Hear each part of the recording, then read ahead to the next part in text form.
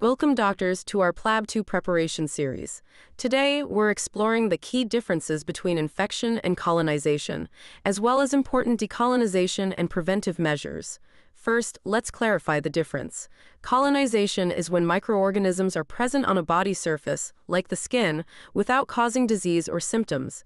Infection, on the other hand, occurs when microorganisms invade tissues and trigger symptoms and disease. Screening is often done for diseases like MRSA, C. difficile, and VRE, particularly in high-risk hospital patients. Now, let's talk about the treatment differences. When colonization is detected, treatment might not always be necessary unless there's a high risk of infection, such as in surgery or immunocompromised patients.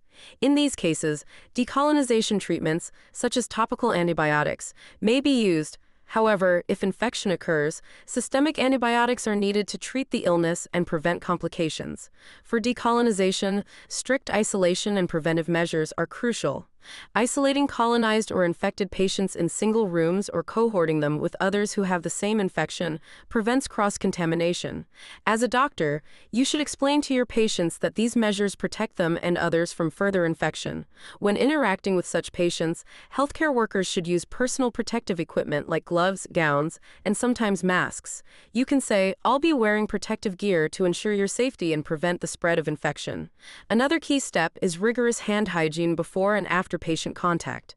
Emphasize this to patients by saying, "I'll wash my hands now to ensure everything is clean and safe for your care." Environmental cleaning also plays a role in decolonization, particularly for pathogens like C. difficile, where proper disinfectants should be used. Lastly, remind patients about responsible antibiotic use and how it helps prevent the spread of resistant bacteria. By combining these strategies with appropriate decolonization treatments, healthcare workers can protect themselves and reduce the spread of infections. Thank you for tuning in, and stay focused on these key points as you prepare for PLAB 2. Thank you for choosing Turingmedschool. Good luck with your preparation.